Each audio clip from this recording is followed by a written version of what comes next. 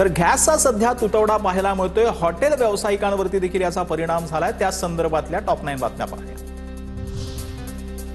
देशात पेट्रोल आणि डिझेलच्या किमती वाढणार नाहीत। भारताकडे पेट्रोल, डिझेल आणि एलपीजीचा पुरेसा साठा उपलब्ध। केंद्रीय पेट्रोलियम मंत्रालयाची माहिती। पुण्यामध्ये व्यावसायिक सिलेंडरचा पुरवठा पूर्णपणे बंद। घरगुती गॅस गाडी 3 दिवसांनंतर सेंटरवर आली। घरगुती गॅसही उपलब्ध नसल्याने मोठी अडचण निर्माण होण्याची शक्यता। पुण्यात हॉटेलमधल्या सिलेंडरचा पुरवठा विस्कळीत झाल्याने चूल पेटली। सिलेंडर मिळत नसल्याने हॉटेल चालकाकडून चुलीवर जेवण बनवणं सुरू।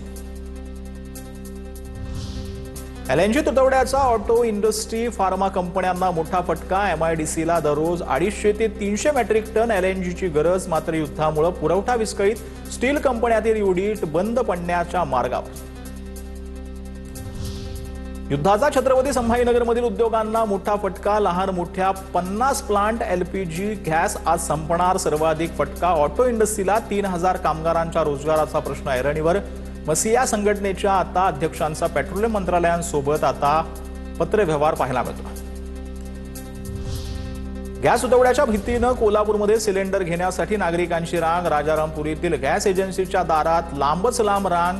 एजन्सीकडून 5 तारखेच्या आधी बुकिंग केलेल्या लोकांना सिलेंडर मिळेल असा सूचना देण्यात आल्याने ग्राहक संभ्रमात।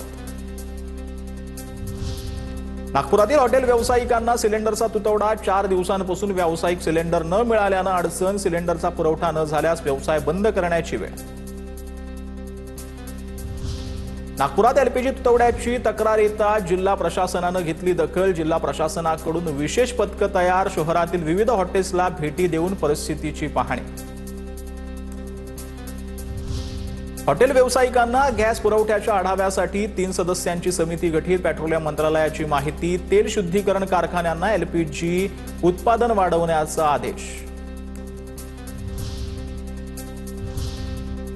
तर गॅस सिलेंडरचा सध्या तुटवडा पाहायला मिळतोय। त्या संदर्भातल्या टॉप 9 बातम्या पाहूया। इराण अमेरिका युद्धाचा परिणाम निर्यातीवरती। जेएनपीए बंदरामध्ये 4000 कंटेनर अडकले। 1500 कंटेनर नाशवंत पदार्थांचे असल्याची माहिती। युद्धामुळे शिपिंग कंपन्यांचाही शिपिंगसाठी नकार। दरम्यान जेएनपीटी कडून निर्यातदारांसाठी मोठा दिलासा। बंदरात अडकलेल्या जहाजांसाठी शुल्क कपातीचा निर्णय।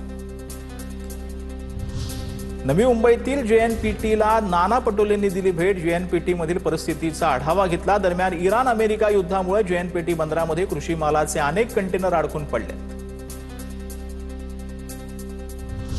इंधन संकटावर राज्य सरकार सभागृहात बोलण्याची शक्यता। सद्य परिस्थितीबाबत सभागृहात माहिती दिली जाण्याची शक्यता। घरगुती गॅस सिलेंडर रिफिल बुकिंग आता 21 दिवसांऐवजी 25 दिवसांचा असणार। साठेबाजी रोखण्यासाठी निर्णय। नियमात केलेला बदल चुकीचा। गृहिणीकडून नवा नियम बदलण्याची विनंती। राज्यातील देवस्थानच्या अन्नछत्रालाही गॅस टंचाईचा झळा पोहोचतायत। पंढरपूरमध्ये 2 ते 3 दिवस पुरेल इतकाच गॅसचा साठा शिल्लक। तर शिर्डीमध्ये 20 दिवस प्रसाद सेवेवर परिणाम होणार नाही अशी माहिती। शेगाव आणि अक्कलकोटमध्येही टंचाई निर्माण होण्याची शक्यता।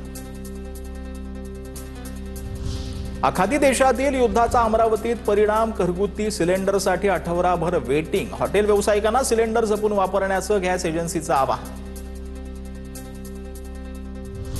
छत्रपती संभाजीनगरमधील ऑटो एलपीजी गॅस पुरवठ्यावर परिणाम। 3 दिवसात एलपीजी गॅस दरवाढीचा भडका। दर आता 61 वरून थेट 75 रुपये प्रति लिटरवर पोहोचले। दरवाढीमुळे रिक्षाचालक अडचणीत। भाडेवाढीची शक्यता। छत्रपती संभाजीनगरमध्ये घरगुती गॅस सिलेंडरसाठी मोठ्या रांगा। वाळूज एमआयडीसी भागामध्ये भारत गॅस एजन्सी बाहेर नागरिकांच्या रांगा। गॅसचा तुटवडा जाणवत असल्याने गॅस सिलेंडर भरून घेण्यासाठी नागरिकांची गर्दी। युद्धामुळे ठाण्यातील हॉटेलमध्ये गॅस तुटवडा। तर दुसरीकडे गॅसचे दर वाढल्याचं पाहायला मिळतंय। गॅसच्या या तुटवड्यामुळे कुठेतरी आता हॉटेल व्यावसायिक नाराज झाले।